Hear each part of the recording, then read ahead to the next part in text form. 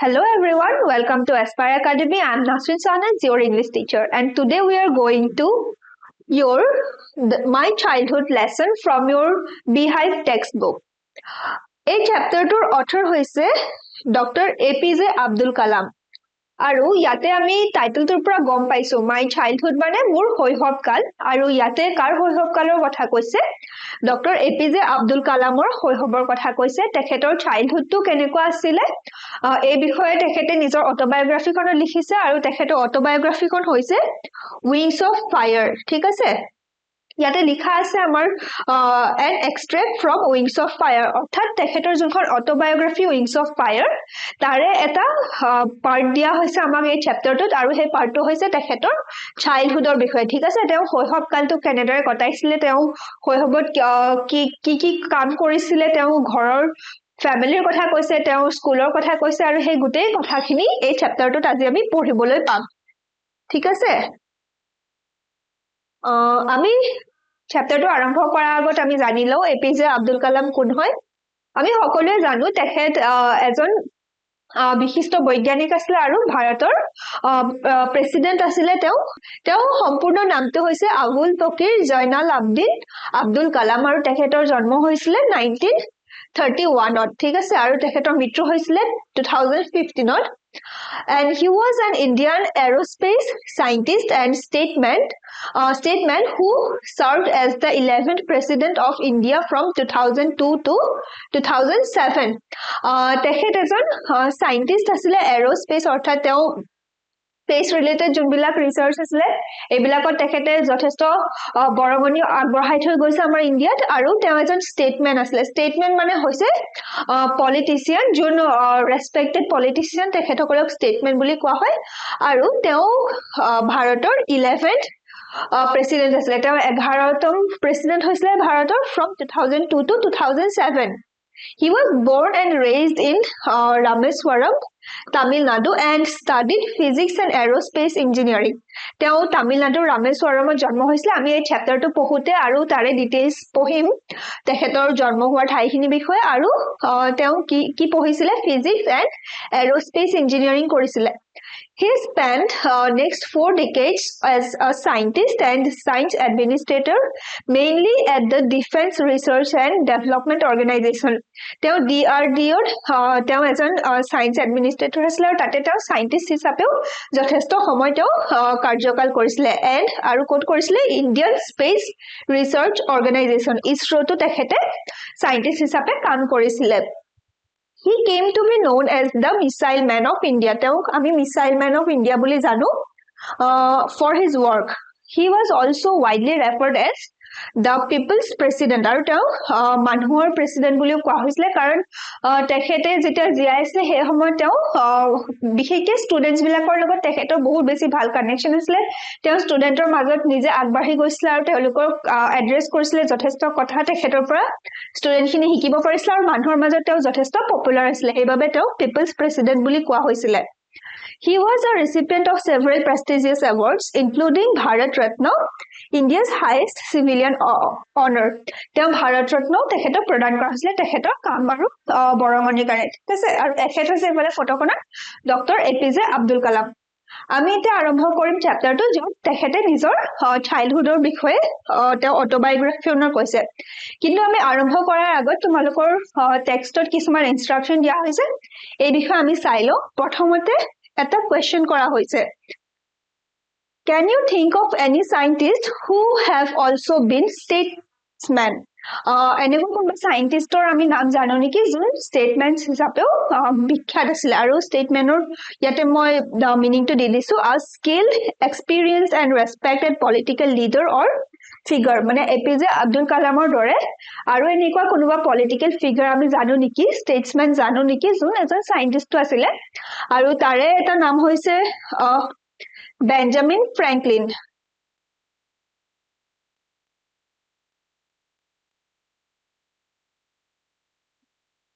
তেখেত USA তেওঁ political leader আছিল আৰু তেখেত এজন বিখ্যাত সায়েন্টিষ্টও আছিল Next, this is A.P.J. Abdul Kalam, whose projects in space, defense, and nuclear technology guided India into the 21st century, became our 11th president in 2002. আমি ইতিমধ্যে পঢ়িছো তেখেত 2002 ইণ্ডিয়াৰ প্ৰেচিডেণ্ট হিচাপে ইলেক্ট হৈছিলে আৰু তেওঁ ভাৰতৰ যোনটো স্পেচ ৰিলেটেড ৰিচাৰ্চখিনি তেখেতে যথেষ্ট গুৰু বৰঙণি আগবঢ়াই গৈছে In his autobiography Wings of Fire he speaks of his childhood aru ei Wings of Fire te tekhete nijor childhoodor kotha koise Wings of Fire khon ketia publish hoisile kon 1999 ot publish hoisile first time aru ekhon bharator bahut kita regional language lo translate hoise tumaloke pohibo para ekhon kitab khon jothesto বহুত বেছি impactful হয় তোমালোকে পঢ়িলে বহুত ভাল পাবা ঠিক আছে অসমীয়াত ইয়াৰে অনুবাদ হৈছে অগ্নিৰ দেউকা বুলি তোমালোকে কিতাপখন পঢ়িবা এতিয়া আজি আমি চ্যাপ্টাৰটো আৰম্ভ কৰো I was born into a middle class Tamil family in the island town of Rameshwaram in the erstwhile Madras state ইয়াতে আই কোন হৈছে এখেত হৈছে এপিজে আব্দুল কালাম তেখেতে নিজৰ অটোবায়োগ্ৰাফিখন লিখিছে অটোবায়োগ্ৰাফি মানে হৈছে যোনে নিজৰ বিষয়ে নিজে লিখে নিজৰ লাইফৰ বিষয়ে নিজৰ কৰ্মৰাজিৰ বিষয়ে যি ৰচনা কৰে হেতুকে অটোবায়োগ্ৰাফি বুলি কোৱা হয় আৰু এপিজে আব্দুল কালামৰ তেখেতৰ অটোবায়োগ্ৰাফি উইংছ অফ ফায়াৰ তেখেতে নিজৰ বিষয়ে নিজে লিখিছে গতিকে ইয়াতে তেখেতে আই বুলি ডক্টৰ এপিজে আব্দুল কালামক ৰেফাৰ কৰা হৈছে I was born into a middle class family. Teo Tamil or eta Tamil family জন্ম হৈছিল আৰু হেতু middle class আছিলে middle class মানে তেখেতসকল বেছি poor নাছিলে বহুত বেছি rich নাছিলে কিন্তু তেওঁলোকৰ নিজৰ যোনখিনি দৈনন্দিন লাগতিয়াল জীৱনটো কটাবৰ কাৰণে যিখিনি প্ৰয়োজনীয় সামগ্ৰী বা আশ্ৰয় হেবলা সকলোবোৰ ঠিকমতে পাইছিলে তেওঁলোক এটা মিডল ক্লাস ফ্যামিলি আছিল আৰু কোট জন্ম হৈছিল তেখেতে Rameswaram in the erstwhile Madras state erstwhile মানে হৈছে ফৰ্মাৰ ঠিক আছে আগতে যিখনক মাদ্ৰাজ বুলি জনা যায় এতিয়া আমি জানো মাদ্ৰাজক এতিয়া আমি চেন্নাই বুলি কওঁ তো চেন্নাই এতিয়াৰ চেন্নাই ৰামেশ্বৰম বুলি এটা আইল্যান্ডত জন্ম হৈছিল তেখেতৰ ইয়াতে ফটোখনত তোমালোকে দেখিছা ভাৰতৰ তলফালে এইখিনি তেতিয়া এইখিনি জায়গাক মাদ্ৰাজ বুলি কোৱা হয় আৰু ৰামেশ্বৰম হৈছে এই সৰু সৰু দ্বীপপুঞ্জৰে এটা সৰু এটা আইল্যান্ড টাউন হৈছে ৰামেশ্বৰম ঠিক আছে তাতে ডক্টৰ এপিজে আব্দুল কালামৰ জন্ম হৈছিল 1931 ত My father, Joinal Abdin, had neither much formal education nor much wealth. Despite those disadvantages, he possessed great innate wisdom and a true generosity of spirit. তেখেতৰ দেউতাকৰ নাম হৈছে জয়নাল আব্দিন তেখেতৰ কি আছিল বুলি কৈছে তেওঁ বিশেষ ফৰ্মেল এডুকেশ্যন আছিল অৰ্থাৎ তেওঁ বহুত বেছি শিক্ষিত নাছিল তেখেতৰ ওচৰত হয়তো ডিগ্ৰী নাছিল ফৰ্মেল এডুকেশ্যনৰ আৰু বহুত বেছি ওয়েলথো নাছিল বহুত বেছি তেখেতৰ বহুত বেছি ধনী বা ৰিচো নাছিল Despite these disadvantages, যদিও বেছি টকা পইচা নথকা আৰু ফৰ্মেল এডুকেশ্যন নথকাৰ যোনটো ডিসএডভান্টেজ আছে হেয়া থকাৰ সত্ত্বেও কি আছিল হি পজেছড গ্ৰেট ইননেট উইজডম এণ্ড আ ট্ৰু জেনাৰসিটি অফ স্পিৰিট তেওঁ কি পজেছ কৰিছিল বুলি কৈছে গ্ৰেট ইননেট উইজডম ইননেট মানে হৈছে inborn a quality or feeling in one's nature অৰ্থাৎ যিটো নেচাৰ আমি জন্ম হতে নিজৰ লগত লৈ আহো আমাৰ মানুহৰ যোনটো ইননেট নেচাৰ বুলি কি বুলি কলে কি হয় ইনবৰ্ন কোৱালিটি ই আমাৰ লগত জন্মৰ পৰাই আছে অৰ্থাৎ ঠিক আছে গতিকে তেখেতৰ ইননেট কোৱালিটি কি আছিল তেওঁ জ্ঞানী আছিল ঠিক আছে তেওঁ উইজডম বহুত আছিল আৰু a true generosity of spirit আৰু তেখেত যথেষ্ট দয়ালু আছিল generosity মানে হৈছে দয়ালু তেখেতে লোকৰ দুখ কষ্ট বুজি পাইছিল লোকক হেল্প কৰিছিল বহুত বেছি কাইন্ড আছিল generous আছিল He had an ideal helpmate in my mother, Ashi Amma. আৰু তেখেতৰ মাকৰ নামটো হৈছে আসি আম্মা ঠিক আছে আৰু তেওঁ নিজৰ এপিজে আব্দুল কালামৰ মাকৰ মাজত তেওঁ কি পাইছিল এগৰাকী হেল্পমেট পাইছিল অৰ্থাৎ তেখেতৰ মাক যথেষ্ট হেল্পফুল আছিল তেওঁ দেউতাকক সকলো কামত সাপোৰ্ট কৰিছিল আৰু গতিকে তেওঁলোকৰ ম্যাৰেজ বা তেখেতসকলৰ ৰিলেশনশিপটো যথেষ্ট আইডিয়াল আছিল যোনটো সৰুতে এপিজে আব্দুল কালামে তেওঁলোকক তেনেদৰে দেখিছিল ঠিক আছে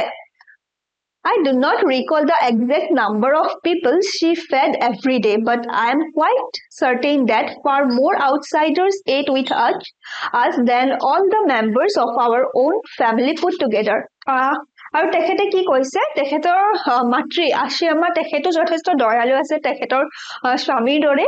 আৰু তেখেতে কি কৰিছিলে বহুত মানুহক খুৱাইছিলে তেওঁ ডেইলি বহুতখিনি মানুহক ফেড কৰিছিলে তেওঁ খাদ্য ৰান্ধে আৰু তেখেতসকলৰ ঘৰলে যোন আহে সকলোকে তেওঁ খানা খাবলৈ দিছিলে আৰু এপিজে আব্দুল কালামে কৈছে যে তেখেত ইমান বেছি চাৰ্টেন নাছিলে চাৰ্টেন মানে পুৰা শিওৰ নাছিলে কিমান মানুহে আহি তেওঁলোকৰ ঘৰত খাইছিলে কিমান আউটসাইডাৰ ঠিক আছে আউটসাইডাৰ মানে হৈছে বাহিৰৰ পৰা অহা কিমান লোকে তেওঁলোকৰ ঘৰত খাইছিলে এই বিষয়ে সৰু থাকোতে আব্দুল কালাম যথেষ্ট বেছি চাৰ্টেন নাছিলে কিন্তু তেওঁ এটা কথা মনত আছে যে তেওঁলোকৰ গোটেই ফেমিলি মেম্বাৰ যিমান আছে সকলো মিলালে যিমানখিনি মানুহ হ'ব তাতকে বেছি আউটসাইডাৰ আহি তেওঁলোকৰ ঘৰত খাদ্য গ্ৰহণ কৰিছিল আৰু সকলোকে কোনো ধৰণৰ কোৱেশ্চন নকৰাকে কাকো খেদি নপঠোৱাকে আছিয়াম্মা আৰু জয়নাল আবিদিনে সকলোকে তেওঁলোকৰ ঘৰত খাদ্যৰ যোগান ধৰিছিলে আৰু যদিও তেখেতসকল মিডল ক্লাছ আছিলে তথাপিতো তেওঁলোকৰ এই একচনটোৰ পৰা জনা যায় তেওঁলোক কিমান বেছি দয়ালু আছিলে আৰু কিমান বেছি মানুহৰ প্ৰতি তেওঁলোকৰ মনত এই প্ৰেম ভাল পোৱাটো আছিলে ঠিক আছে I was one of many children, a short boy with rather undistinguished looks, born to tall and handsome parents. আৰু এপিজে আব্দুল কালামে তেওঁ সৰু থাকোতে কেনেকুৱা আছে বুলি কৈছিলে দেখিবলৈ তেওঁ he was one of many children মানে তেখেতৰ মাক দেউতাকৰ টোটেল তেওঁলোকৰ 5জন সিবলিংছ আছিলে 5জন ককাই ভাই আৰু এগৰাকী তেখেতৰ বাইদেউ আছিলে তেওঁলোকৰ মাজৰ আটাইতকৈ youngest আছিলে ডক্টৰ এপিজে আব্দুল কালাম আৰু তেওঁ সৰু থাকোতে কি আছিলে এজন চুটি চাপৰ ল'ৰা আছিলে শৰ্ট বয় চাপৰ আছিলে উইথ ৰাদাৰ আনডিষ্টিংগুইছড লুক আনডিষ্টিংগুইছড মানে হৈছে বহুত বেছি কিবা ডিষ্টিংগুইছড ফিচাৰ নাছিলে তেওঁ সাধাৰণ অন্য ল'ৰাৰ নিচিনাই আছিলে তেখেত দেখিবৰ বাবে born to tall and handsome parents আৰু তেওঁ যিহেতু পিতৃ মাতৃ যথেষ্ট ওখ আৰু হ্যান্ডসাম আছিলে বুলি কৈছে তাৰ ভিতৰ তেওঁ কিন্তু চাপৰ হ'ল We lived in our ancestral house, which was built in the middle of the 19th century. It was a fairly large pakka house made of limestone and brick on the mosque street of Rameshwaram. আৰু তেওঁলোক ক'ত আছিলে ৰামেশ্বৰমৰ এনচেষ্ট্ৰেল house এনচেষ্ট্ৰেল মানে হৈছে তেওঁলোকৰ যোনটো তেওঁলোকৰ ককাক আইতাহঁতৰ পৰা যোনটো হাউচ তেওঁলোকে ওন কৰিছে হেতুক এনচেষ্ট্ৰেল হাউচ বুলি কয় অৰ্থাৎ তেওঁলোকৰ জেনাৰেশন ওয়াইজ হেতু ঘৰতে আছে আৰু হে এনচেষ্ট্ৰেল হাউচটো কেতিয়া বিল্ড কৰা হৈছিল middle of the 19th century মাজভাগতে এটো বিল্ড কৰিছিল মেবি 1850 60 এনেকুৱা সময়তে হে ঘৰটো বনোৱা হৈছিল আৰু ইট ওয়াজ আ ফেয়াৰলি লাৰ্জ পাক্কা হাউচ পাক্কা মানে হৈছে যোনটো আমি কওঁ পকি ঘৰ আছিল আৰু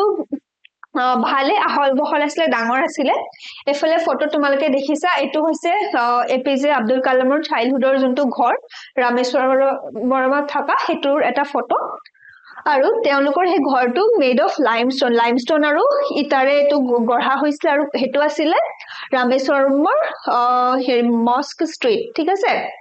My austere father used to avoid all inessential comforts and luxuries. আৰু তেখেতৰ পিতৃ যেহেতু অলৰেডি আমি পাইছো তেওঁ জেনাৰেল হয় আৰু তেওঁ বহুত বেছি ফৰ্মেল এডুকেশ্যন নথকা সত্ত্বেও তেওঁ উইজডম তেখেতৰ যথেষ্ট আছিল আৰু তেওঁ কি কৰিছিল তেখেত austere বুলি কৈছে austere মানে হৈছে simple strict and severe অৰ্থাৎ তেখেতৰ পিতৃ কিছুমান নিজৰ কিছুমান নীতি আছিল কিছুমান ৰুল আছিল আৰু হেবিলাক তেওঁ যথেষ্ট হেবিলাকৰ প্ৰতি যথেষ্ট ষ্ট্ৰিক্ট আছিল আৰু তেখেত যথেষ্ট সিম্পল লাইফ তেওঁ লিড কৰিছিল ঠিক আছে আৰু তেওঁ কি কৰিছিল তেওঁ এভয়েড কৰিছিল সকলো ধৰণৰ ইনএসেনশিয়াল কমফৰ্ট এণ্ড লাক্সাৰি যোনবোৰ কমফৰ্টৰ দৰকাৰ নপৰে এক্সট্ৰা কোনো ধৰণৰ তেওঁলোকৰ ঘৰত তেওঁ কোনো এক্সট্ৰা লাক্সাৰিয়াছ লাইফ তেওঁলোকে লিড কৰা নিছিল বা এক্সট্ৰা ইনএসেনশিয়াল কমফৰ্ট ইনএসেনশিয়াল মানে হৈছে যোনটো দৰকাৰী নহয় অপ্ৰয়োজনীয় কোনো ধৰণৰ এক্সেস তেওঁলোকৰ ঘৰত নাছিলে However, all necessities were provided for in terms of food, medicine or clothes. যদিও তেওঁলোকে ইনএসেনশিয়াল কমফৰ্ট আৰু লাক্সাৰি এফৰ্ড কৰি চলিছিলে তেখেতৰ পিতৃয়ে তথাপিতো যি প্ৰয়োজনীয় বস্তু আছিল নেসেসিটিজ মানে যোনখিনি প্ৰয়োজনীয় লাগে ঠিক আছে যোনখিনি প্ৰয়োজনীয় খাদ্য ফুড আৰু মেডিসিন আৰু ক্লথ এই সকলোবোৰ তেওঁলোক ওয়েল প্ৰভাইডেড আছিল তেওঁলোকে এইবোৰ সকলোখিনি যোনখিনি প্ৰয়োজনীয় সেইখিনি তেওঁলোকৰ দেউতাকে যোগান ধৰিছিল In fact, I would say mine was a very secure childhood, both materially and emotionally. আৰু অৱশেষত ডক্টৰ এপিজে আব্দুল কালামে কৈছে যে তেখেতৰ চাইল্ডহুডটো বহুত চিকিউৰ আছিলে ইন টাৰ্মছ অফ মেটেৰিয়েলিটি এণ্ড ইমোশ্যনেলি মেটেৰিয়েলি মানে যোনখিনি সামগ্ৰী তেওঁ পাইছে মেটেৰিয়েল যোনখিনি বস্তু তেওঁ জীয়াই থাকিবৰ কাৰণে ফুড ক্লথছ বা মেডিচিন বা ঘৰ হওক আশ্ৰয়ৰ কাৰণে এই সকলোবোৰ তেওঁ খুব ভালদৰে পাইছিলে কিন্তু ইমোশ্যনেলিও তেওঁ যথেষ্ট চিকিউৰ আছিলে অৰ্থাৎ তেওঁ সৰুৰ পৰা তেওঁলোকৰ মাক দেউতাকক দেখিছে মাক দেউতাকক এজন আদৰ্শ হিচাপে তেওঁ সন্মুখত দেখিছে সৰুৰ পৰা তেওঁ যিসকল তেওঁৰ চিবলিংছ আছিলে ককাই ভায়েক আছিলে বা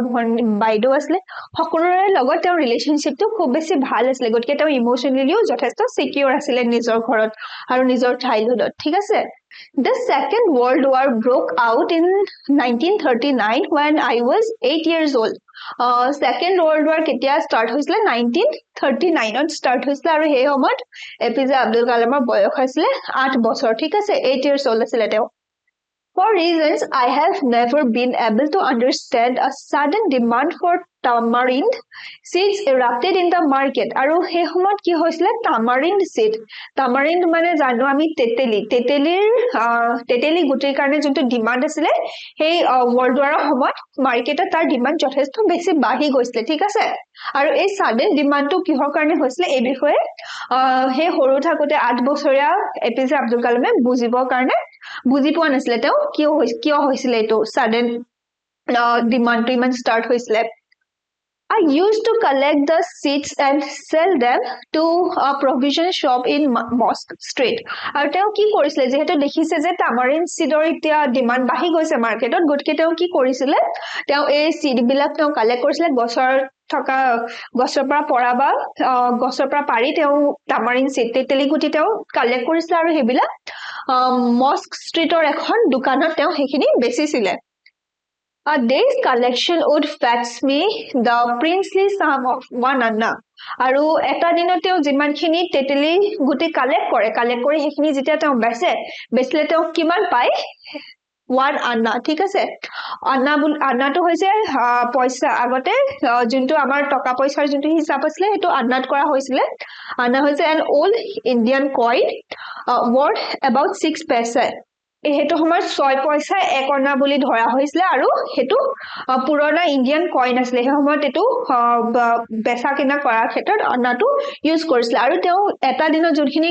তেওঁ কালেক্ট কৰিছিল princely sum মানে হৈছে generous amount here ironic যদিও ইয়াতে আইৰনিক হিচাপত এটো ইউজ কৰা হৈছে আইৰনি হিচাপত কাৰণ তেওঁ একনাটো বহুত বেছি পইচা নহয় কিন্তু তেতিয়া হে সময়ত একনাৰো মূল্য বহুত আছিল আৰু যেহেতু তেওঁ তেতিয়া অকল 8 বছৰ বয়স আছিল গতিকে হে সময়ত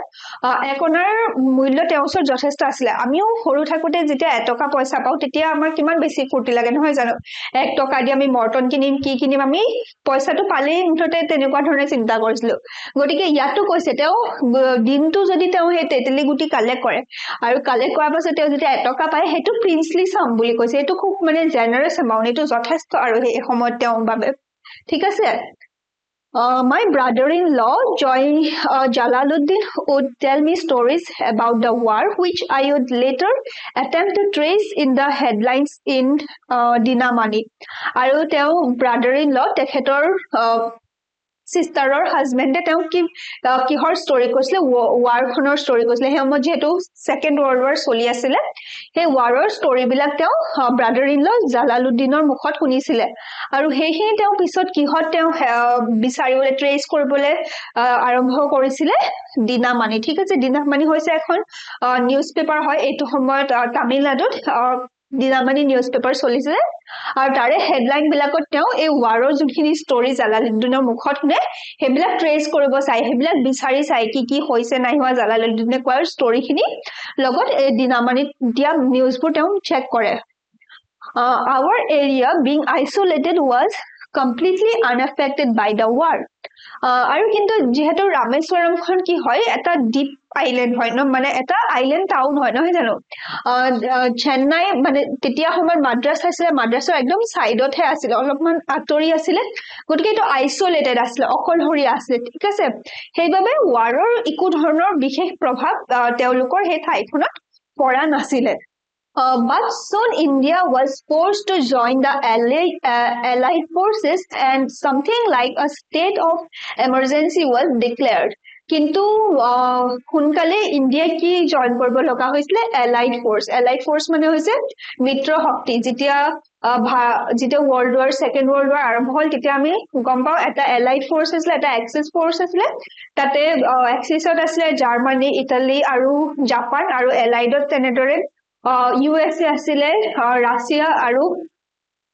UK আছিলে গতিকে ইণ্ডিয়াত যেহেতু সেই সময়ত ব্ৰিটিছে ৰাজত্ব কৰিছিলে গতিকে ব্ৰিটিছৰ সেই ৰাজত্বৰ কাৰণে ইণ্ডিয়াই এলাইড ফৰ্চটো জইন কৰিবলৈ বাধ্য হৈছিলে ফৰ্চড হৈছিলে তেওঁলোকক বাধ্য কৰা হৈছিলে ইণ্ডিয়াক আৰু সেইবাবে কি ডিক্লেয়াৰ কৰা হৈছিলে ষ্টেট অফ এমাৰ্জেঞ্চি ডিক্লেয়াৰ কৰা হৈছিলে গোটেই ভাৰতবৰ্ষত The first casualty came in the form of the suspension of the train halt at Rameswaram station. আৰু first হেৰিটো কেতিয়া আৰম্ভ হৈছিলে casualty মানে হৈছে a person killed or injured in a war or accident যেতিয়া first যোনটো মৃত্যুৰ খবৰ আহিছিলে মৃত্যু হৈছিলে ঠিক আছে হেতুৱে কি কৰিছিলে ৰামেশ্বৰম ষ্টেচনত অহা সকলো ট্ৰেইন বিলাক বন্ধ হৈছিলে হল্ট কৰা মানে হৈছে বন্ধ হৈ যোৱা ঠিক আছে সাসপেনশন হৈ গৈছে সেই সময়ত The newspapers now had to be bundled and thrown out from the moving train on the Rameswaram road between Rameswaram and Dhanuskori আৰু নিউজপেপাৰ বিলাকৰ বান্ডলবোৰ তেতিয়া কি কৰিছিলে ৰামেশ্বৰম আৰু ধানুস্কৰিৰ মাজেৰে যোনখন ট্ৰেইন যায় সেই ট্ৰেইনৰ পৰা বান্ডলবিলাক দলিয়াই দিছিলে ৰামেশ্বৰমলৈ ঠিক আছে সেইবিলাক মুভিং ট্ৰেইনৰ পৰা থ্ৰ কৰে দলিয়াই দিয়ে That forced my cousin Samsuddin who distributed newspapers in Rameswaram to look for a helping hand to catch the bundles and as if naturally I filled the slot আৰু এই যেহেতু সেই সময়ত বান্ডল নিউজ পেপাৰ দলিয়াই দিয়ে গতিকে সেইবিলাক case কৰিবৰ কাৰণে সেই নিউজ পেপাৰবোৰ ধৰিবৰ কাৰণে কি হৈছিলে তেওঁ কাজিন শামসুদ্দিনক এটা হেল্পিং হেণ্ডৰ দৰকাৰ হৈছিলে তেওঁ কোনোবা সহায় কৰা এটা ল'ৰাৰ দৰকাৰ হৈছিলে আৰু যেহেতু শামসুদ্দিনে কি কৰে তেওঁ ডিস্ট্ৰিবিউট কৰে নিউজ পেপাৰ বিলাক ৰামেশ্বৰমত ডিস্ট্ৰিবিউটৰ কাম কৰিছিলে গতিকে তেওঁ যেতিয়া হেল্পিং হেণ্ডৰ দৰকাৰ হ'ল তেতিয়া সেই স্লটটো কোনে কমপ্লিট কৰিলে APJ আব্দুল কালামে কৰিলে Samsudin helped me earn my first wages আৰু Samsudine তেওঁ যোনটো first wage মানে হৈছে প্ৰথম যোনটো তেওঁ কাম কৰাৰ কাৰণে যোনটো পইচা পাইছিলে সেই প্ৰথম পইচাটো পোৱাত কোনে হেল্প কৰিছিলে Samsudine Half a century later, I can still feel the surge of pride in earning my own money for the first time. আৰু half century তেওঁ এই ষ্টৰিটো কেতিয়া হৈছিলে 1939ৰ সময়ৰ কথা কৈ আছে তেখেতে আৰু তেখেতে বুকখন কেতিয়া লিখিছিলে 1999ত লিখিছে সেই সময়ত লিখোতে যেতিয়া তেওঁ এই চাইল্ডহুডৰ কথা তেওঁ ৰিকল কৰিছে তেওঁ যেতিয়া মনত পেলাইছে চাইল্ডহুডৰ স্মৃতি বিলাক তেতিয়াও তেওঁ কি হৈছে তেওঁ গৰ্বত তেওঁ হৃদয় ফুলি উঠিছে ঠিক আছে তেওঁ সাৰ্জ অফ প্ৰাইড তেওঁ সেই যোনটো ফাৰ্ষ্ট আৰ্নিং কৰাৰ কাৰণে যোনটো তেওঁ প্ৰাউডনেছ ফিল কৰিছিলে যোনটো গৰ্ব অনুভৱ কৰিছিলে সেইটো তেওঁ এতিয়াও ইমান বছৰ পাছত তেওঁ হাফ সেঞ্চুৰী পাছত যেতিয়া কিতাপখন লিখিছে লিখা সময়ত সেইখিনি মনত পেলাওঁতে তেওঁ কি হৈছে সেই কথাটো ভাবি ফাৰ্ষ্ট আৰ্নিং কৰাৰ কথাটো মনত পেলাই তেওঁ গৰ্বত হিয়া ফুলি উঠিছে ইয়াতে এলাইড ফৰ্চৰ কথাটো মই দিছো ইয়াতে so the armies of UK USA and Russia during the second world war second world war সময়ত এটো আছিল ইয়াকে এলাইড ফৰ্চ বুলি কোৱা হয় অসমীয়াত এটো মিত্ৰজোঁট বা মিত্ৰ শক্তি বুলি জনা গৈছিল Every child is born with some inherited characteristics into a specific socio-economic and emotional environment and trained in certain ways by figures of authority আৰু next আমাক কি কৈছে প্ৰত্যেকজন শিশু যেতিয়া জন্ম হয় তেতিয়া কি হয় কিহৰ হৈতে জন্ম হয় some inherited characteristic inherited মানে হৈছে of a quality characteristics or predispositions derived genetically from one's parents or ancestors অৰ্থাৎ পেৰেন্টছৰ পৰা বা এনসেষ্টৰছৰ পৰা পোৱা কিছুমান কোৱালিটি বা ক্যাৰেক্টাৰিষ্টিক্স লৈ প্ৰত্যেকজন শিশু জন্ম হয় ঠিক আছে তেওঁ এটো জন্ম হতে নিজৰ পিতৃ মাতৃৰ পৰা এনেকুৱা কিছুমান গুণ লৈ পেলে জন্ম হয় into a specific socio-economic and emotional environment and trained in certain ways by figures of authorities aru ei gun bilak loi janmo hoy kisman certain socio-economic conditionat ba kisman certain emotional environment enike ene dhore janmo hoy aru teoluke কিছুমান certain ways behave koribole ba react koribole kiba situation hoise hikutoy kene dhorone react koribo ki dhorone teo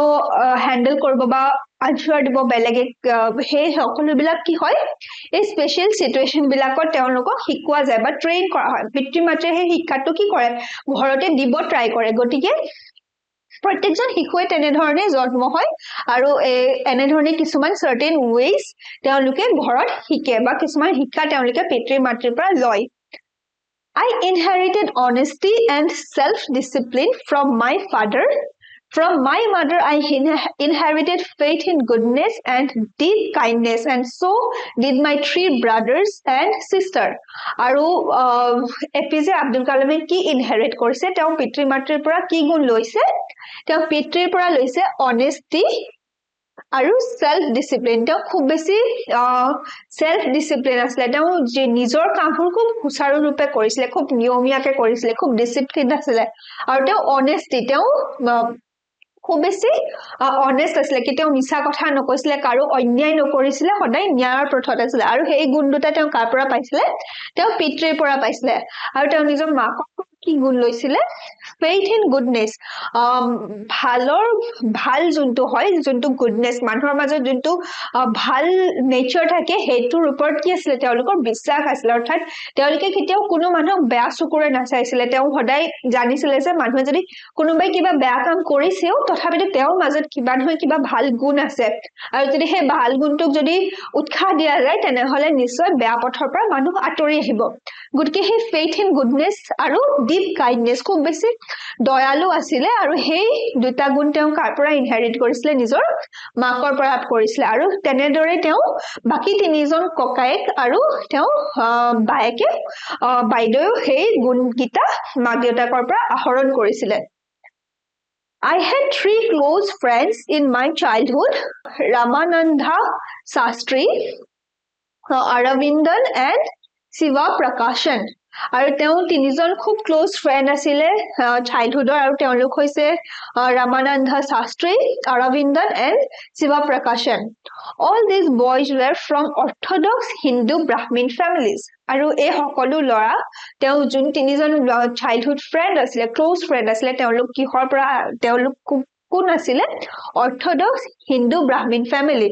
Hindu ব্ৰাহ্মণ ফ্যামিলিত তেওঁলোক জন্ম হৈছিল আৰু তেওঁলোকৰ family খুব বেছি Orthodox আছিল ঠিক আছে অৰ্থডক্স মানে হৈছে